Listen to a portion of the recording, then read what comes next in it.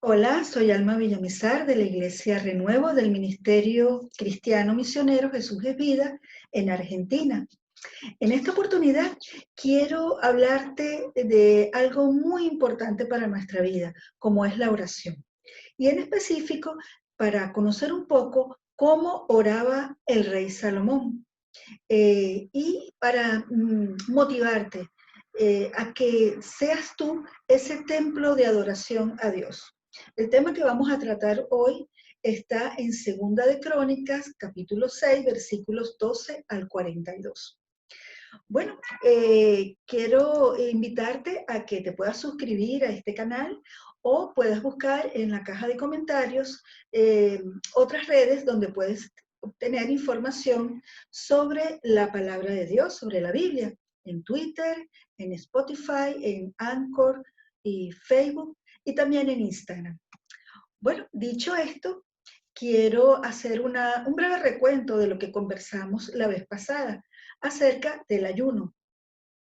En el video anterior vimos que el ayuno que agrada a Dios es un ayuno integral, un ayuno completo, que involucra cuerpo, alma y espíritu, que es saludable para el cuerpo, pero que más que eso alimenta nuestro espíritu, nos alimenta con el Espíritu Santo de Dios.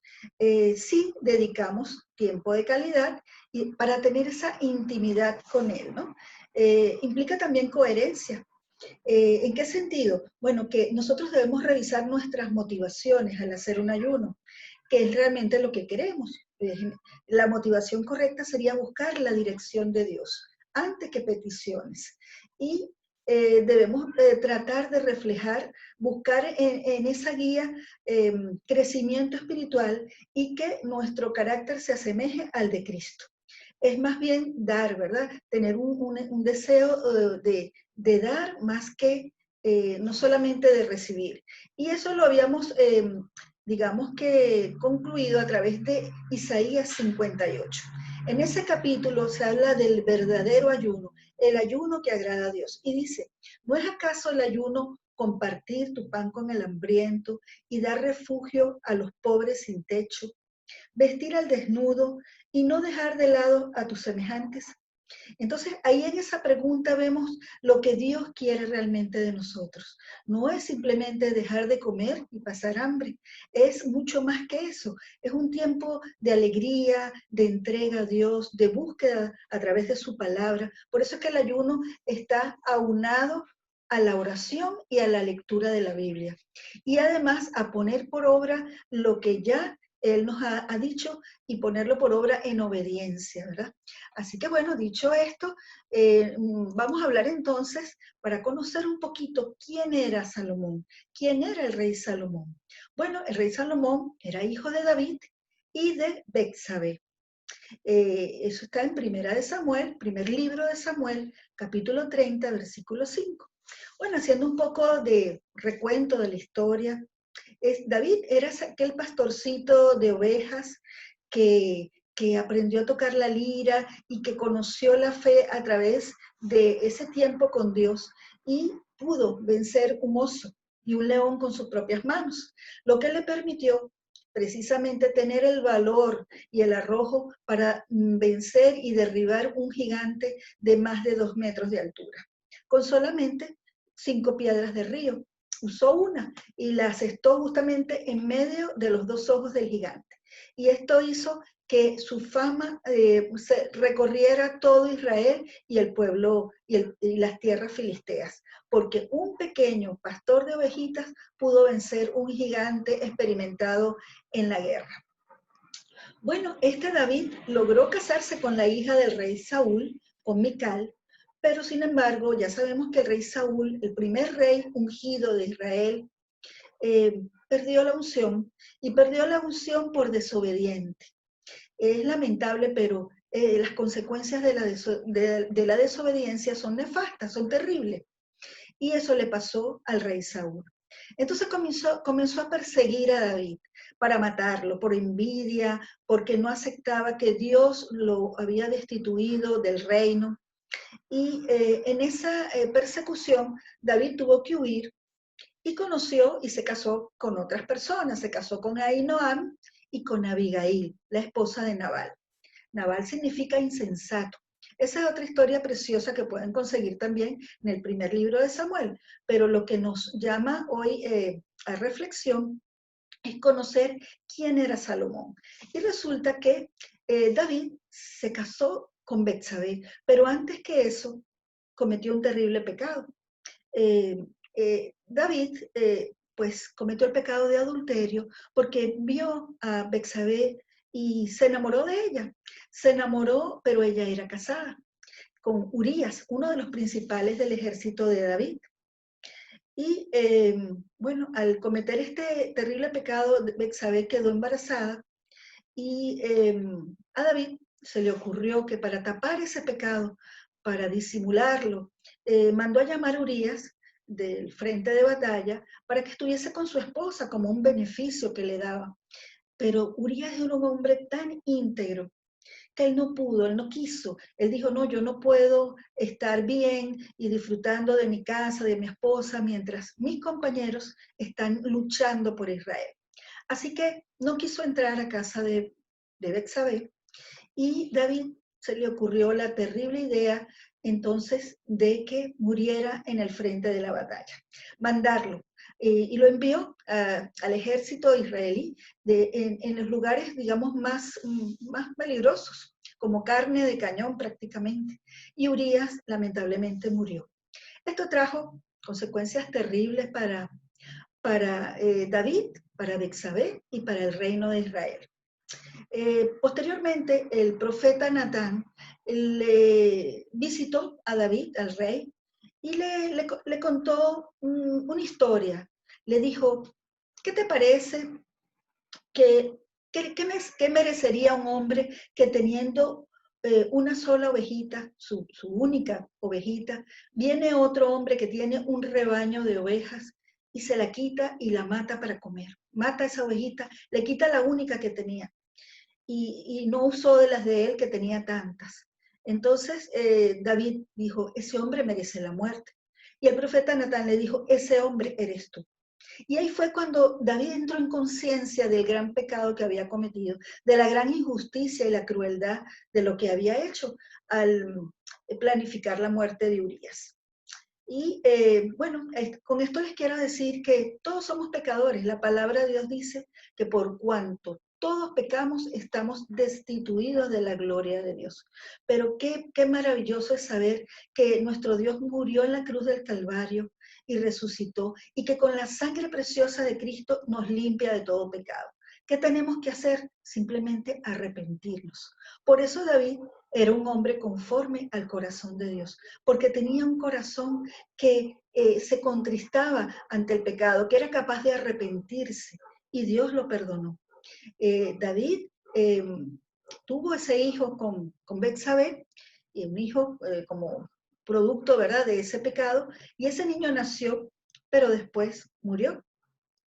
Sin embargo, te cuento que nuestro Dios es tan maravilloso que es experto, su mayor anhelo es restaurar nuestras vidas del pecado. Y así lo hizo con Betsabé y con David, y esa bendición alcanzó también al pueblo de Israel. Así que si tú y yo hemos cometido algún pecado, tenemos una salida en Cristo Jesús. Primera de Juan 1:9 dice, si confiesas tus pecados, Él es fiel y justo para perdonar tus pecados y limpiarte de toda maldad. Así que te animo, clama a Dios por ese perdón y deja que Él restaure y limpie tu vida y te haga una nueva criatura. Dice la palabra que todas las cosas viejas pasaron y aquí todas son hechas nuevas. Él está esperando por esa renovación de tu vida. Él te ama sobre todas las cosas. Te ama tanto que ha dado a su Hijo unigénito para que todo aquel que en Él cree no se pierda, mas tenga vida eterna. Y Dios quiere que tengas vida y vida en abundancia. Así que fíjate lo que pasó en esta maravillosa historia. David se arrepintió, Betsabé también, y Dios restauró sus vidas, haciendo que se casaran y tuviesen un nuevo bebé, un nuevo niño. Y este niño era Salomón, que tuvo la gran bendición de convertirse en el tercer rey de Israel. Y además de eso, Dice la historia que posiblemente él gobernó entre los años y vivió entre los años 965 y 928 antes de que nuestro Señor Jesucristo estuviese aquí en la tierra. Entonces, Salomón fue un hombre extraordinario, fue un hombre que Dios bendijo sobremanera. Es el hombre, se conoce como el hombre más sabio sobre la tierra. Y él quería hacer realidad el sueño de su padre David. ¿Cuál era el sueño de David? Era construir un templo a Jehová. Bueno, vamos a ver qué decía y cómo era Salomón. Dice Salomón: Jehová mi Dios, soy muy joven y no sé cómo gobernar. Por eso dame sabiduría. Y respondió Jehová: porque has pedido sabiduría y no larga vida ni riquezas, te daré más sabiduría que cualquiera que haya vivido hasta ahora. Además, te daré riquezas y gloria. Y así fue. Entonces, fíjate qué maravilloso lo que había en el corazón de Salomón. Pudiendo haber pedido cualquier cosa, porque Dios le dijo, pídeme lo que quieras, él pidió sabiduría. Y Dios en premio le dio muchísimo más, no solamente sabiduría, sino riquezas y larga vida. Y además había una promesa que le había hecho a David, donde decía que Jesucristo iba a venir por el linaje de David. Bueno, vamos a ver cómo oraba el rey Salomón. Dice en 2 de Crónicas 6:12, ¿no? Que lo primero que hizo David cuando ya tenía el templo listo y lo estaba dedicando a Jehová, fue que honró a Dios, reconociendo su presencia y su bondad. Y luego presentó sus necesidades. Bueno, ahí tenemos un tips, una norma importante para seguir, porque la oración no solamente es pedir, la oración puede ser adorar a Dios, exaltar su nombre, agradecerle, pedir por otros, pedir por nosotros. Entonces hay muchas formas de expresar con nuestras propias palabras y nuestro corazón nuestra oración a Dios. Orar es hablar con Dios. Bueno, dice que Salomón se levantó y también se arrodillaba en 2 de Crónicas 6:13. Ambos actos demuestran reverencia, pero lo más importante es que sean actos de amor a Dios. Para un rey, arrodillarse implicaba someterse a una autoridad mayor. Y la reverencia significa respeto, conciencia de la presencia de Dios y de sus ángeles en ese lugar. Bueno, dice la palabra de Dios que donde hay dos o más reunidos en su nombre, Él está. Así que yo te animo y te llamo a que puedas reconocer y puedas hacer esto, ¿no? Que cuando vayamos a la presencia de Dios, cuando se puedan abrir los templos y las iglesias y podamos volver a congregarnos y estemos allí adorando a nuestro Dios en presencia de nuestros hermanos y escuchando la palabra de Dios, nunca te olvides que allí está Dios, donde están dos o más reunidos en su nombre, Él está. Y donde Él está pasan cosas maravillosas, milagros, liberación, personas endemoniadas pueden ser liberadas y ser libres de eso que les ata, puede ser liberado de un vicio, puede ser que ministre tu vida y te dé nueva dirección y gozo y paz. Así que ese lugar es maravilloso, es sagrado. Y comenta en la palabra de Dios que Salomón se arrodilló y extendió sus manos al cielo. Así que esas son formas espontáneas de cómo tú puedes orar también. Pero en esta oportunidad, yo quiero que tú, padre o madre de hogar, como jefe de casa, tú tomes la decisión no de construir un templo a Dios, porque el templo somos nosotros somos las piedras vivas. Todos aquellos que hemos aceptado a Jesús como único y suficiente Salvador, somos piedras vivas, que conformamos ese templo, y Cristo es la cabeza. Yo te animo que en estos tiempos que no podemos reunirnos por asuntos de la pandemia o posteriormente, pero que tú puedas comenzar a construir un templo, primeramente en tu corazón y posteriormente alcanzar a toda tu familia, a tus amigos, a tus conocidos y aún a tus enemigos. Qué hermoso sería que tú digas, bueno, yo voy a dedicar un día a la semana o todos los días. Todo depende de lo que tú quieras y en la medida que tú quieras acercarte a Dios. Y decir, bueno, voy a llamar a mis hijos, a mis nietos, a mis sobrinos, a las personas que tú quieras y tener un tiempo de alabanza a Dios. Pon alabanza, pon música, cántale tú mismo y poder después orar y leer una porción de la palabra, por pequeña que sea, un versículo, puede ser, o un capítulo, pero tranquilo, porque Dios va a estar ahí. Dice la palabra de Dios que el Espíritu Santo mora en nosotros y nos ha sellado. El Espíritu Santo mora en ti y quiere enseñarte. El Espíritu Santo es nuestro paracleto. ¿Y sabes qué significa esa palabra tan rara? Eso significa en griego que es nuestro ayudador. Cuando Jesús estuvo sobre la tierra, murió, resucitó, dice que ascendió a la diestra de Dios Padre y allí está la mano derecha de Dios. Pero Él regresa y regresa pronto. ¿Por qué? Porque ya todas las señales se han cumplido según Mateo 24. Por lo tanto, Él quiere encontrar en ti ese fuego ardiendo del Espíritu Santo y quiere que también esté en tu casa. Tú y tu casa servirán a Jehová. Créelo, pero para eso tienes que primero de entregar tu corazón. Dice Apocalipsis 2:20. Yo estoy a la puerta y llamo, ¿verdad? Yo estoy a la puerta y llamo. El que abre la puerta, porque él nunca va a empujar la puerta, el que abre la puerta, entraré en él, cenaré con él y él conmigo. ¿Qué significa eso? Que hay comunión, que hay relación, porque yo no te estoy hablando de religión, no son ritos, no son costumbres, es una relación de amor con Dios, con tu Padre Celestial. Entonces, te animo para que tú construyas ese templo, primeramente en tu corazón, y le digas, Padre, ven a morar a mi corazón, perdona todos mis pecados, límpiame de toda maldad, hazme la persona que tú quieres que yo sea y escribe por favor mi nombre en el libro de la vida. Y Dios lo va a hacer por su gracia, porque por su gracia inmerecida nosotros somos salvos.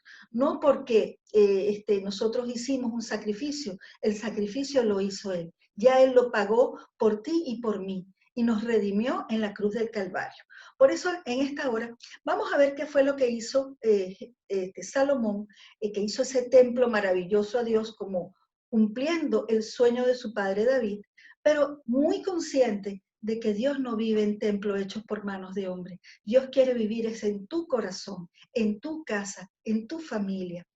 Y decía Salomón que él sabía que Dios no lo podía contener ni el cielo de los cielos, pero que de todas maneras él quería que cuando se orara en ese templo que él había construido, el pueblo de Israel pudiera obtener el perdón y la guía que tanto necesitaba. Pero déjame contarte que en la iglesia primitiva, la iglesia que existió cuando Jesús estuvo sobre esta tierra, luego que Él muere, resucita y asciende al cielo, el Espíritu Santo llena, ¿verdad? A todos los creyentes. Y recuerda que Pedro hizo un maravilloso discurso donde se convirtieron más de 3.000 personas, muchas más, y hablaban en lenguas y cada uno podía entender el Evangelio, que no es otra cosa que las buenas nuevas de salvación, en su propio idioma. Bueno, esto fue algo maravilloso y muy notorio, grande en ese tiempo. Y obviamente estaban en el Imperio Romano y comenzó la persecución, ya existía, pero se incrementó. Bueno, qué maravilloso fue que al expandirse el Evangelio por la persecución, por motivo de la persecución, algo que pudiera ser muy malo, ¿verdad? Se convirtió en algo excelente y maravilloso. Y es que hoy en día tú y yo tenemos el Evangelio después de casi 2000 años. ¿Por qué te digo esto? Porque a los que aman a Dios todas las cosas le ayudan a bien. Ciertamente los apóstoles perecieron de forma muy terrible, son mártires, pero hoy en día el Evangelio está a tu alcance y al alcance mío. No lo dejes perder, deja que haga rema en tu vida, que te transforme, que te cambie, que te vuelva una nueva criatura. Bueno, dice la palabra que entonces en ese tiempo, por medio de la persecución y por ese motivo, la gente no existía en los templos, la gente se reunía en las casas. Ese eran los templos de esa oportunidad, de ese tiempo. Se reunían en la casa de Pablo, en la casa de Pedro, en la casa de Simón, en la casa de cada uno de los creyentes. Y allí adoraban a Dios, y allí partían el pan, y tomaban el vino, y allí hacían los bautizos. O sea, es decir, que la iglesia era iglesia en las casas. Hoy día, pues te animo a volver a esa iglesia primitiva. Y aunque después, dentro de poco, esperemos que así sea, se abran los templos y nos podamos volver a reunir, cosa que es maravillosa, ¿verdad? La coinonía, la compañía de los hermanos y escuchar la palabra y estar con nuestros pastores. Sin embargo, no dejes de avivar el fuego del templo de tu corazón y del templo de tu casa. Constrúyelo. Este es el tiempo. Y dice que Dios bendice los de limpio corazón, que son los que van a ver a Dios. Bienaventurados los de limpio corazón, porque ellos verán a Dios. Así que te animo para que tú busques de Dios en este tiempo de una manera sobrenatural, que no te dejes amilanar ni entristecer. Y si estás pasando por un duelo, si estás pasando por angustia, por tristeza, si hay incertidumbre en tu vida, si sientes que estás solo, si sientes ataques de pánico, miedo, pues déjame decirte que es el momento preciso para que abras tu corazón a Dios. Y Él va a venir a morar en ti. Su Espíritu Santo va a estar allí. Y luego te animo para que abras tu casa a Dios. Convierte tu casa en el templo a Jehová.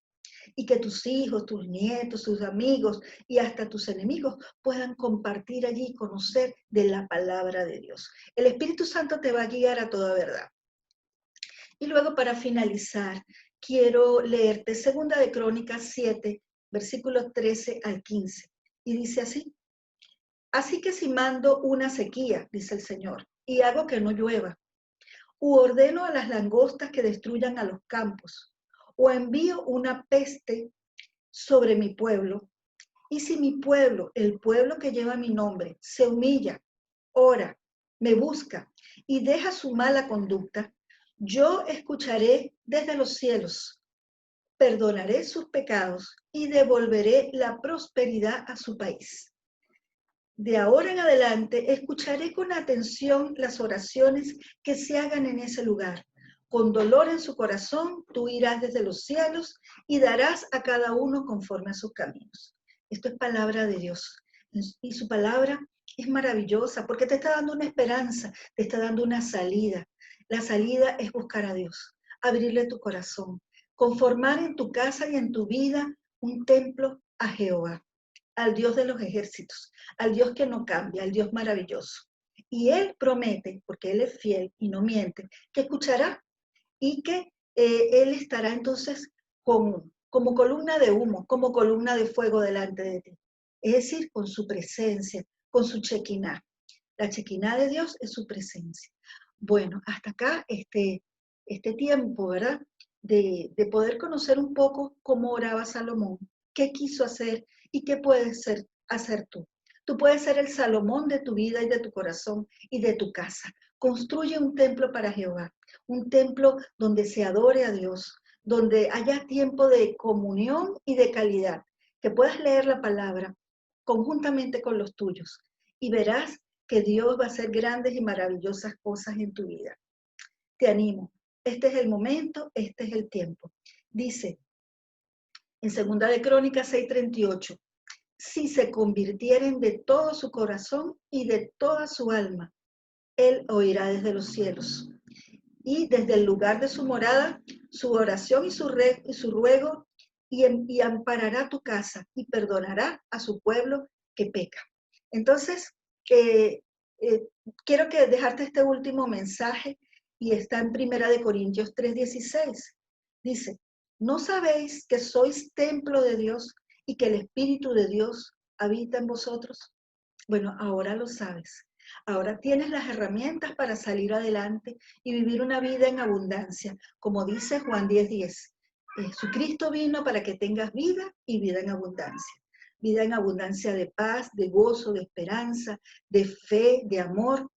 Y es el tiempo para que tú desarrolles esa maravillosa comunión y relación con el Rey de reyes y Señor de señores. Voy a orar, vamos a orar para que este propósito en tu corazón se haga realidad. Padre, en esta hora te damos gracias, te adoramos, te alabamos, bendecimos tu precioso nombre. Y te pido que tú permitas que todos los que escuchen este mensaje puedan abrir su corazón para que tú vengas a reinar y a morar en él. Y que sus casas, sus hogares sean templo también de tu Espíritu Santo. Glorifícate, Señor, que tu Shekinah llene sus corazones, llene mi corazón, llene nuestras vidas y que podamos andar como Él anduvo, para la gloria y honra del nombre de Dios. Gracias, hasta acá este mensaje, que Dios te bendiga grandemente.